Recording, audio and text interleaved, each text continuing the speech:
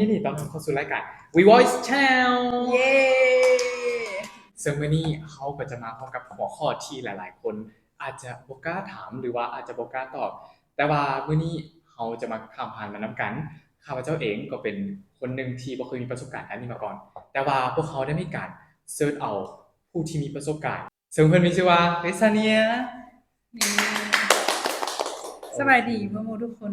เขามีชื่อว่าพรพระจันทร์ศรีบริบาลหรือว่าชื่อเล่นชื่อซาเนีย ตอนนี้กำลังเรียนอยู่ที่อักษรศาสตร์ภาษาอังกฤษปี 3 และก็ยังเป็นอาสาสมัครและเป็นพนักงานเรียนรู้อยู่ที่ FC หรือว่าสหพส.ซาเนียเพิ่นนะคิดว่าเพิ่นมีความเข้าใจเรื่องเพศศึกษาหลายส่ำใดเพิ่นช่วยให้คะแนนได้บ่ตั้งแต่1หา10โอ้1-10เลยว่ะเขาคิดว่า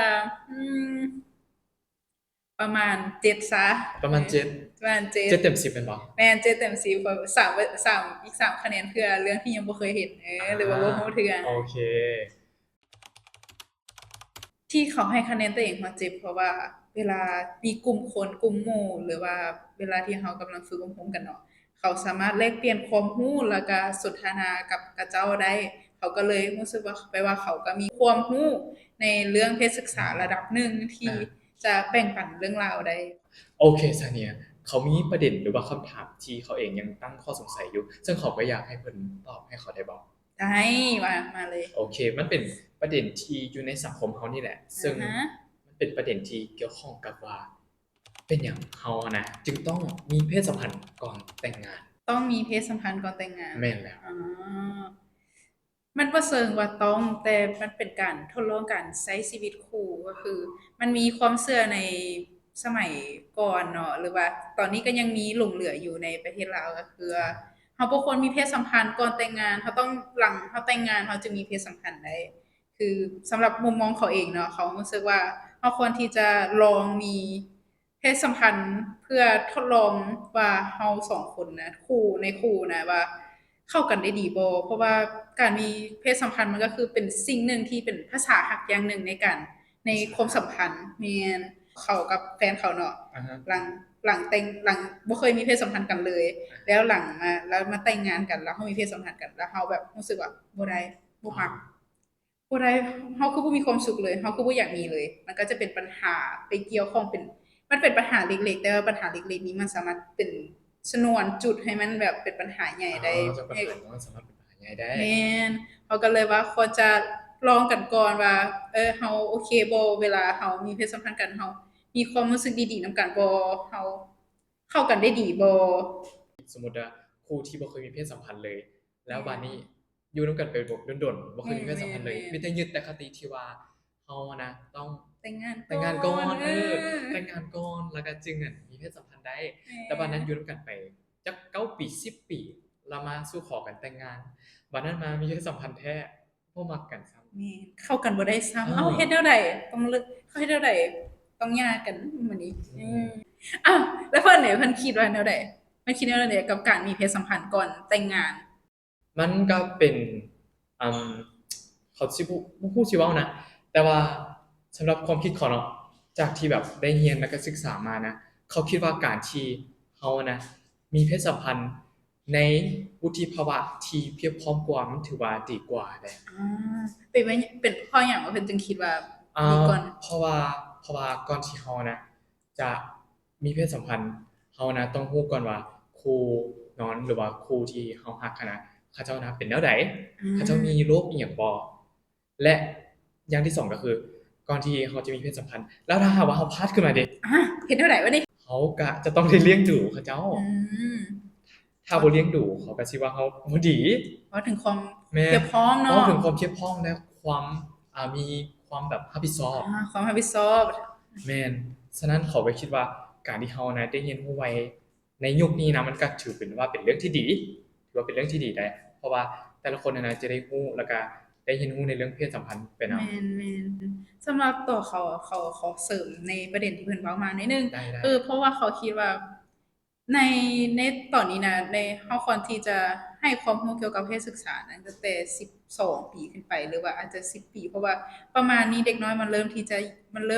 เพราะว่าด้วยความว่าวัยของโซเชียลเนาะในสมัยนี้ก็ เขาเจ้าก็เริ่มอยากรู้ว่าคำว่าคำเว้าต่างๆที่มันเกิดมีที่เป็นคำอาจจะเชิง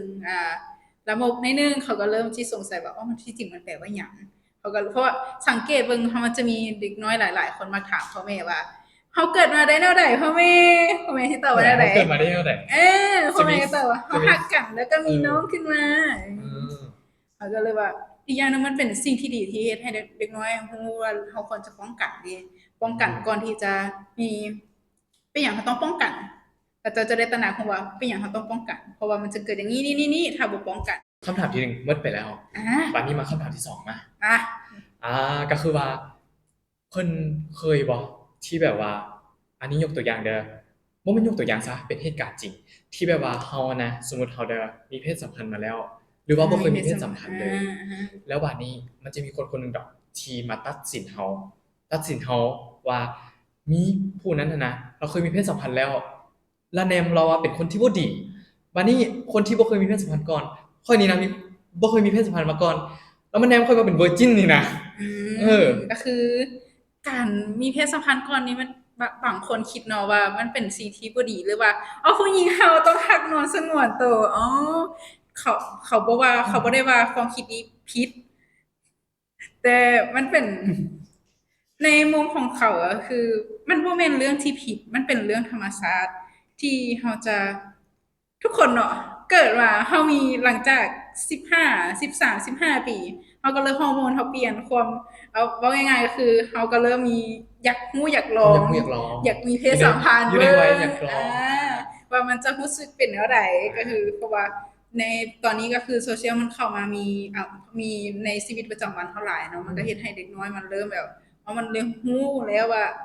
ในตอนนี้มันในโลกนี้มันมีเรื่องแบบนี้เด้อแล้วมันเป็นแนวใดอยากรู้คืออยากรู้ไวขึ้นความรู้สึกตอนที่ได้มีเพศสัมพันธ์หั่นน่ะมันคักละกามวลซืนคือกับที่เฮาได้เบิ่งในพวกหนังหรือว่ามันเป็นความรู้สึกที่เป็นตาย้านนั่นแหละคำถามเอาในมุมมองเขาหรือว่าเอาทั้งสองในมุมมองเพิ่นจ้ะมุมมองของเขาเด้อในมุมมองของเขาคือตอนเขาเบิ่งเวฟไม่ใช่เบิ่งเวฟสิในการที่ฮู้ในเรื่องเบิ่งอย่างจังซี่นะก็คือเขารู้สึกว่ามันเป็นตาย้านแล้วก็แบบมันคืออีหยังมันก็อย่างกะแยงสำหรับเขามันบ่ได้รู้สึกตื่นเต้นไงเขารู้สึกว่ามันแบบคืออีหยังเฮ้ยอะไรประมาณนี้แล้วแต่พอมามีไม่มีตัวจริงมีเพศสัมพันธ์ครั้งแรกเนาะดังที่พวกเพิ่นอาจจะยังบ่ทันรู้คือเขาเป็นกลุ่มคนหลากหลายทางเพศเนาะแล้วการมีเพศสัมพันธ์ครั้งแรกก็คือเขาก็บ่รู้ว่ามันก็มีความตื่นเต้นมีความย้านว่าบ่รู้ว่าเฮ็ดแนวใดบ่รู้ว่าสิเริ่มแนวใดบ่รู้สิเริ่มแนวใดบ่รู้ว่าเฮาสิแบบเฮาสิมี something กับคู่นอนเฮาแนวใดนี่แต่ถ้าในมุมมองขอในเว้าในมุมมองแบบที่เคยได้ยินมาเนาะก็จะบอกว่าสำหรับคู่ที่แบบเป็นหญิงชายก็จะผู้หญิงหันส่วนหลายก็จะคิดว่าเป็นตาย้านมันเป็นตาย้านหลายคนค่ะบ่กล้าที่จะมีเพศสัมพันธ์เพราะคิดว่าย้านเจ็บย้านพลาดย้านหลายๆอย่างย้านพลาดแม่นสำคัญก็คือสำหรับเขาก็คือแต่แล้วเขามันก็ผลกับทางตื่นเต้นทางย้านแต่หน้าที่นี้ก็คือตื่นเต้นที่กำลังจะเฮ็ดหยังใหม่ๆย้านคือบ่ฮู้ว่าจะเฮ็ดให้อีกคนนึงนะมีความสุขได้บ่อันนี้คือข้อย้านของเขาย้านเขาจะบ่พึงพอใจย้านเขาบ่พึงพอใจย้านเขาแบบข้างหน้าบ่เอาแล้วประมาณนี้